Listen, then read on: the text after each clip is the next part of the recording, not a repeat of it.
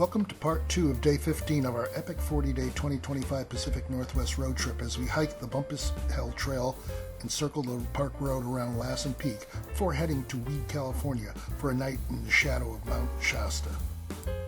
After Emerald Lake, we proceeded to Brokaw Volcano Vista. This viewpoint is perched above Little Hot Springs Valley, providing views of steam vents and the hypothermal activity that continues to carve the landscape. A notable geological feature at this viewpoint is a large glacial erratic boulder, referred to as balanced rock, which sits precariously positioned on the brink of a chasm near the Bumpass Hill trailhead. This rock was worn by the friction of a glacier that moved over it about 18,000 years ago. The lone boulder, which is of a younger rock type than the surface rock, was carried and dropped here by the same glacier. It plucked the boulder from the mountainside and engulfed the rock into the ice mass. Gravity moved the ice mass downslope over the surface rock. By the time the boulder reached this location, the glacier had melted and set the rock at rest here. Here's another view from up here. This rock was left by a glacier. It's precariously over there.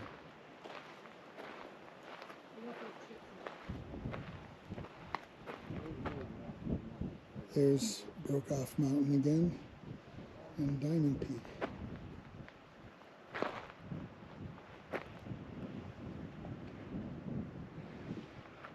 And that might be a seismometer, maybe?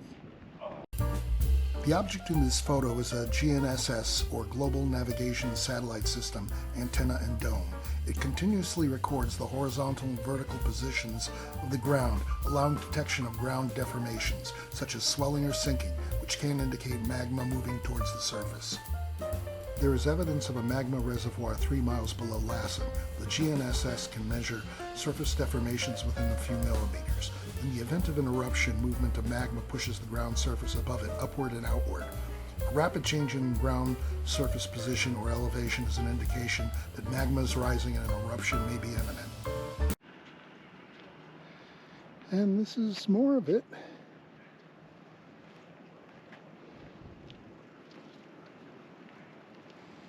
And we're coming up to Bumpass Hill. This vista offers a panoramic view of the remnants of ancient Mount Tehama, also known as Brokaw Volcano, a massive stratovolcano that once reached heights of over 11,000 feet before collapsing approximately 400,000 years ago. From this point you can identify the surviving peaks that once formed the rim of the volcano, including Brokaw Mountain, Mount Diller, Pilot Pinnacle, and Mount Conard. The Bumpass Hill Trail provides access to the largest hydrothermal area in the park.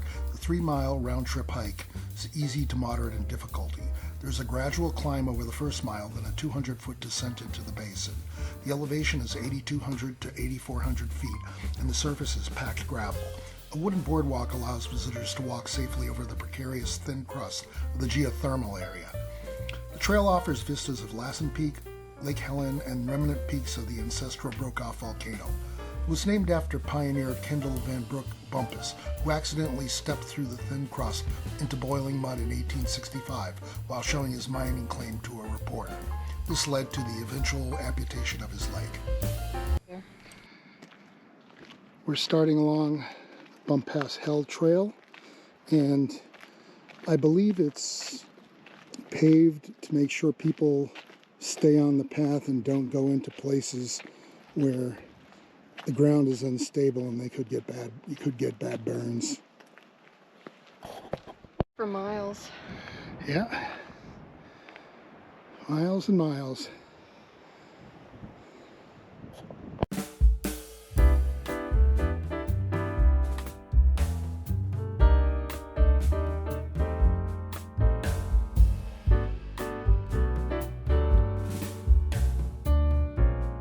There are 2 distinct flowering plants in this photo. The central bushier green plant with small dense clusters of white to pale pinkish purple flowers is mountain coyote mint, Monardello odoratissima. It is a fragrant perennial herb in the mint family known for thriving in dry, rocky mountain environments. The lower left plant with upright stalks of purple flowers and distinctive silver-gray foliage is a species of lupin. Our first overlook on the trail was Lake Helen. And this is another lake. I forget what it's called. It might be Victoria Lake.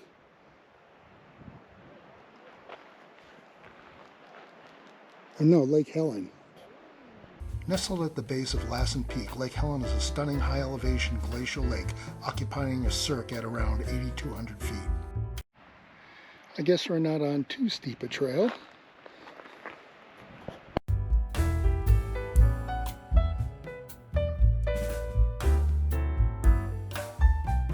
At about 9/10 of a mile, an overlook provides a view of the eroded rim of ancient broke-off volcano.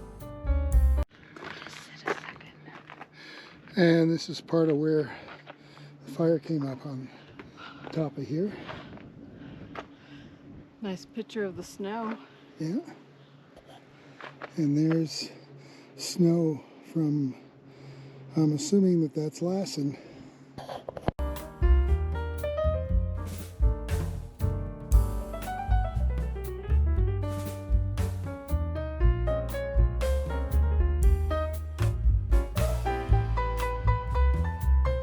After rounding the bend down the trail, we caught our first views of Bumpass Hell Basin.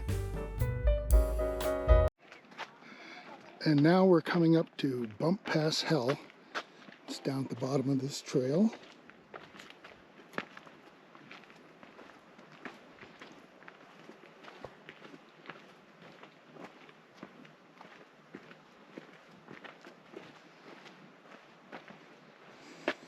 You can see all the thermal features. This signage is a cautionary tale of how the basin's namesake, Kendall Bumpass, lost his leg after stepping onto a thin section of ground, breaking through the crust and plunging into 240-degree mud. At this point, there was an alternative path to the basin called Frying Pan Trail. We elected to continue on the main trail.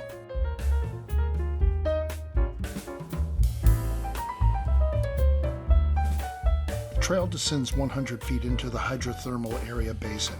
Here, a boardwalk provides a safe way to explore the steaming pools, boiling mud pots, an array of unusual colors, and ensures that we don't meet Kendall Bumpass's fate. And we finally reached the boardwalk. Now, coming around the corner to Bumpass Hell. Finally reached the boardwalks. I think it does. Don't know that it looks like that. Jackson, how about you?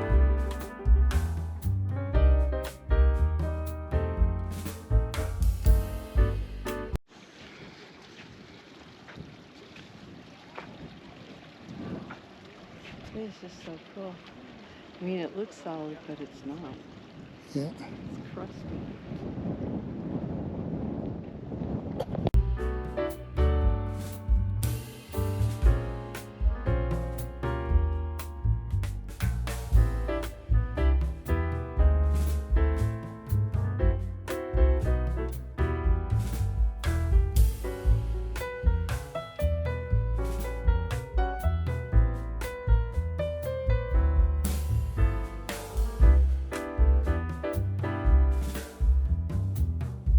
The big boiler is the largest and hottest fumarole, a steam and volcanic gas vent in Lassen Volcanic National Park.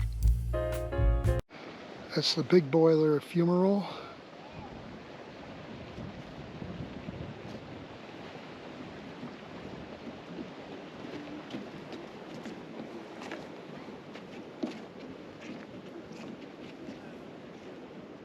Bumpass Hell occupies the eroded vent of an extinct dome volcano called Bumpass Mountain. More than 75 fumaroles, hot springs, and mud pots occur within this 16-acre hydrothermal area. The hottest feature by far is Big Boiler. Temperatures in this steam vent have been measured as high as 322 degrees Fahrenheit, making it one of the hottest hydrothermal fumaroles in the world. Some more coming our way.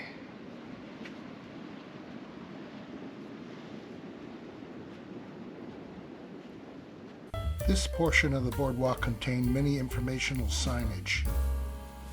The hot, murky pool scene here is home to a thriving community of microorganisms called extremophiles. The most extreme of these high-temperature and acid-loving single-cell organisms are called archaeas. They are a domain of single-cell prokaryotic microorganisms that, while physically resembling bacteria, are genetically and biochemically distinct from them. The species Sulfolobus uses sulfur for energy and carbon dioxide for growth, and they produce sulfuric acid as waste. This highly corrosive mineral acid slowly eats at the rock lining of the pool, releasing small particles of decomposed rock that give the pool its murky appearance. Over there, but you personally.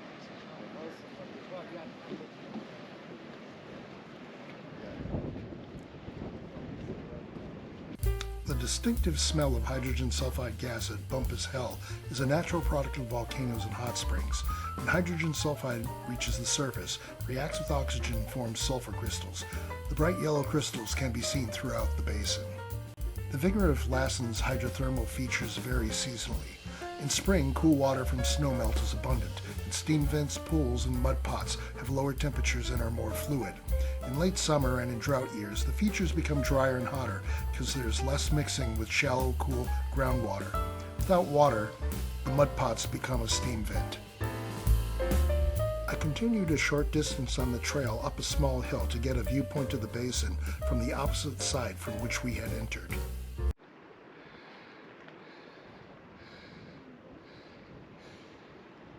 I think I may just go up. Mary didn't want to climb the rest of this way. I'm going to go just up a little bit higher to see if there's another view. It implies that there is one from up there, so I'll go up just a little bit more. But I'm not going to go the 1.9 miles to the other feature because we can catch that on the other side of the trail. Iron leaches from rocks underground and combines with sulfur as it rises through the hydrothermal system, arriving at the surface as pyrite. Tiny crystals of this mineral form a shiny film or foamy froth. Larger crystals of pyrite appear shiny and brassy in color, earning the common name fool's gold. These are views of the basin from the small hill that I had climbed.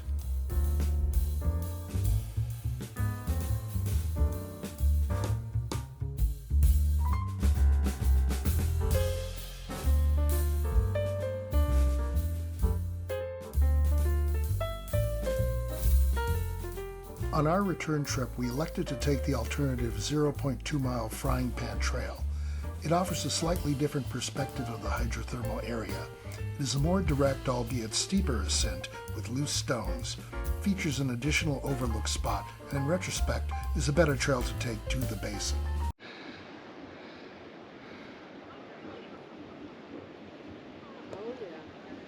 And we're coming back Frying Pan Trailway, which looks like it's a better view from the way we originally went. You can see much more of all the fumaroles.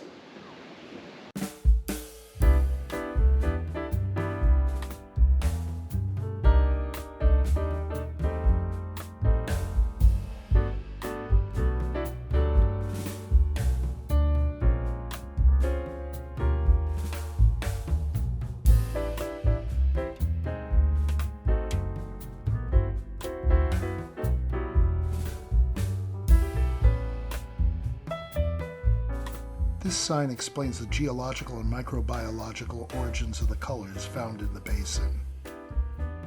This signage describes the extremophiles that thrive in the basin.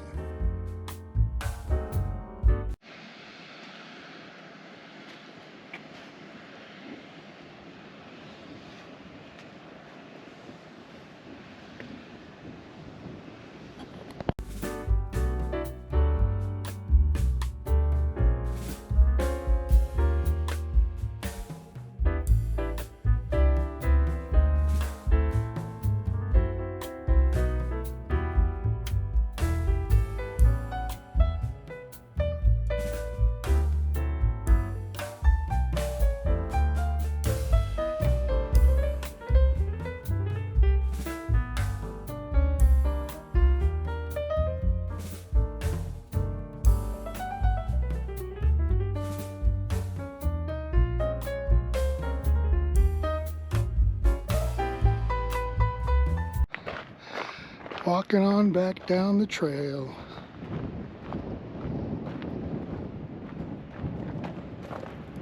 Nice cool breeze. Wildflower meadows.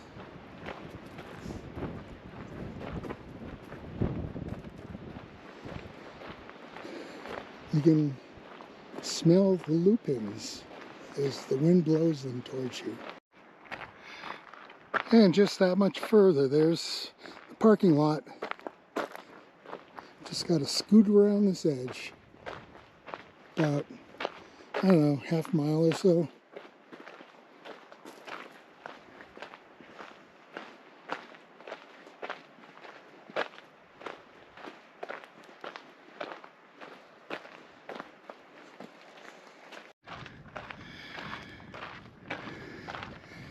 Here's more of the trail. It's a lot easier going down than it was going up.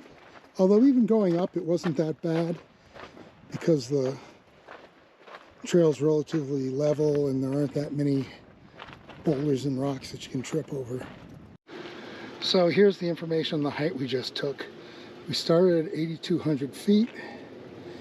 There's a gradual 500-foot climb the first mile, and then the 250-foot descent into the basin, which means on the way back we had to do a 250-foot descent out of the basin. Not descent, ascent. Yeah, descent.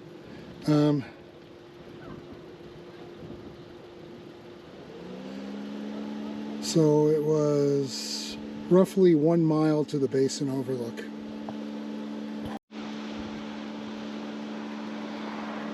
And on the way down into the basin, we did the half mile to the boardwalk. Then it's another 0.3 miles on to the east overlook, and then back. And we took the fry pan section instead, which is only 0.3 miles. Our next stop was the Lassen Peak Scenic Vista, a viewpoint and trailhead for the Lassen Peak Trail.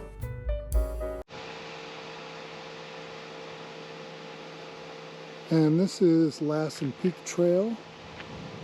That's the top of Lassen Peak.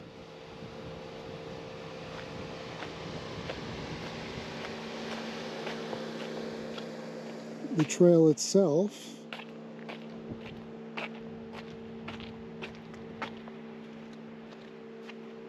we're at 8,500 feet here, and Lassen Peak is 10,457 feet, and it's 2.5 miles to the summit, so 5 miles round trip. We're not going to make this one, but we do like the fact that there is still snow here.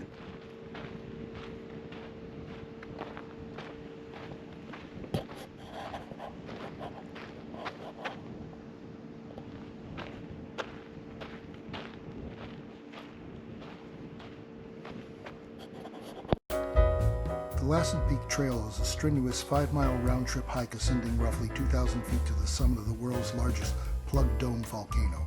Starting from a parking area at 8,500 feet, the well-maintained trail passes through hemlock forest and takes about 3 to 5 hours. We elected not to do this trail for time and health reasons. Lassen Peak is a monument to the area's natural history and humankind's adventurous spirit. At 10,457 feet high, it's one of the world's largest plug dome volcanoes. Its 1914 to 17 eruptions were a driving force behind the establishment of the Lassen Volcanic National Park. Patches of snow can linger here well into the summer months, or all year long in years with above average winter snowpack. Our next stop was the Almanor Overlook.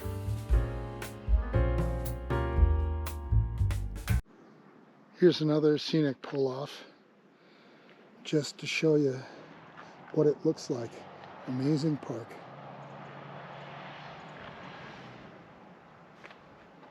And there's another view of Lassen Peak.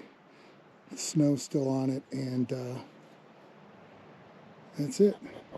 Almanor Overlook provides sweeping views of the 75 square mile Lake Almanor, one of California's largest man-made reservoirs, as well as the surrounding Lassen National Forest and the volcanic landscape. This is a premier location for viewing Lassen Peak from the south.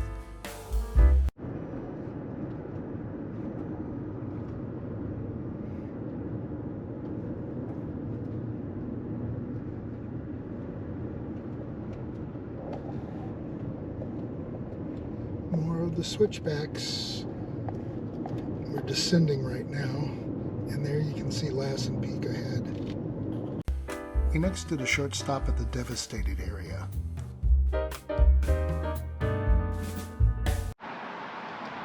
This is called the devastated area. Up there you can see mountain Lassen Peak, and when the volcano blew, it blew out this way and left a whole thing of devastation around here. Obviously now it's been some 100 years later, so it's all done. We don't have time to do the trail today. Late on the evening of May 19, 1915, a large steam explosion shattered the lava that filled Lassen Peak's crater the previous 5 days. Glowing blocks of hot lava fell on the summit and snow-covered upper flanks of the volcano. The impact touched off an avalanche of snow and lava rocks a half-mile wide. It roared down the volcano's flank, continued up and over Immigrant Pass and into Hat Creek Valley. As the lava blocks broke into fragments, the snow melted, creating a mud flow of volcanic debris called a lahar. Though with less force, the torrent rushed down the path of the avalanche and was deflected by Immigrant Pass into Lost Creek, sweeping through homesteads. The lava's crater welled up again with lava following the May 19th eruption. Like a lid covering a boiling pot, the pressure built.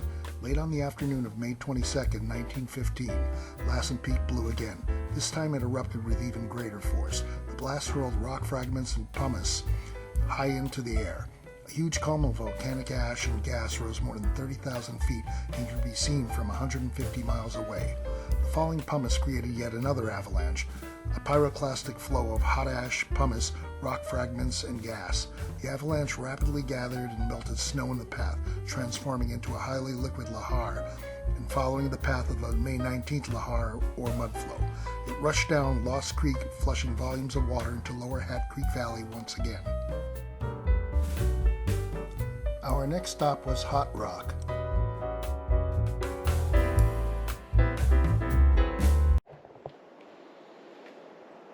This is known as Hot Rock. Apparently it was still sizzling with water some 40 hours after it was ejected from the volcano's crater. Following the May 1915 Lassen Peak eruptions, B.F. Loomis and other local residents discovered several massive hot rocks resting in the valley miles from the volcano. This hot rock is a piece of dacite lava that filled Lassen Peak's crater. On May 14, 1915, lava began welling up and plugging the volcano's crater. Pent-up gases within the volcano blasted and shattered the lava cup on May 19th. Careening down the mountainside, the hot lava rocks touched off a snow avalanche. The avalanche carried this 300-ton rock 5 miles from Lassen Peak to this location, where it settled, sizzled, and cooled. We next stopped at Sunflower Flat, a notable geographic and historical site.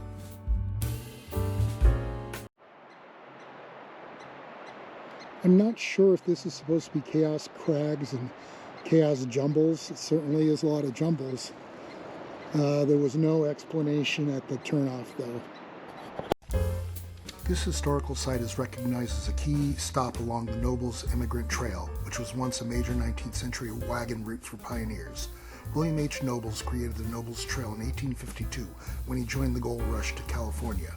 24 miles of the 300-mile-long wagon route skirt through the northern edge of the park.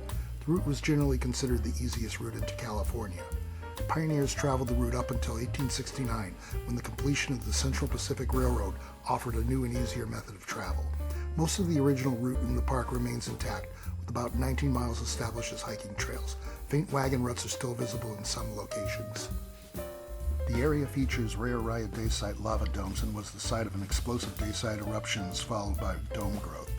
Rhyodacite lava domes are steep-sided, mound-shaped volcanic landforms created by the slow extrusion of highly viscous, silica-rich lava, often featuring pale gray, non-vesicular rock with radial rectangular joints.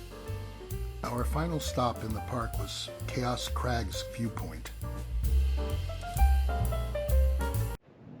Here you can really see where the volcano let loose on this side of the park towards the north.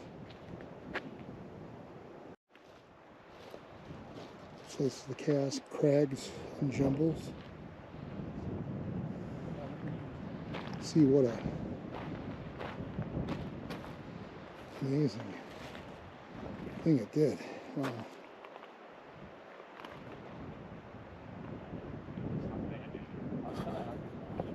The Chaos Crags and Chaos Jumbles are striking volcanic features illustrating both recent dome growth and catastrophic rockfall. These are the park's youngest group of lava domes. They consist of 5 or 6 rhyodacite plugged domes formed roughly 1100 years ago.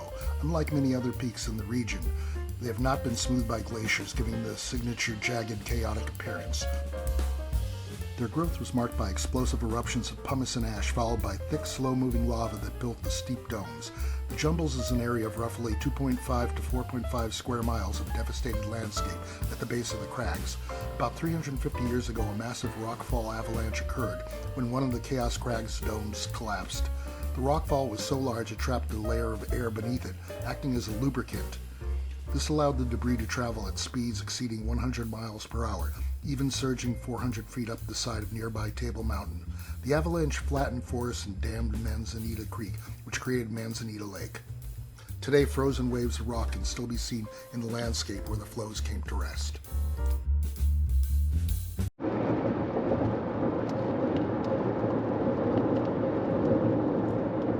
It's one of the mountains, but it isn't Mount Shasta.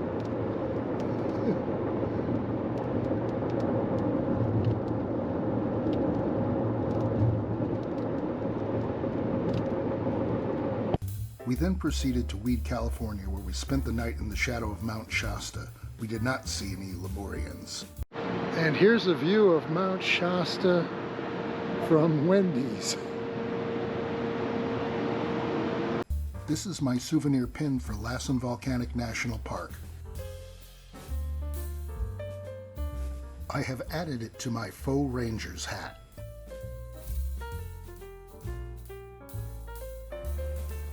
Mary and I thank you for watching Day 15, Part 2 of our 2025 Pacific Northwest road trip. We hope you'll join us for Day 16 as we travel to Lava Beds National Monument, where we hike through lava tubes before heading for our stay at Crater Lake National Park in Oregon.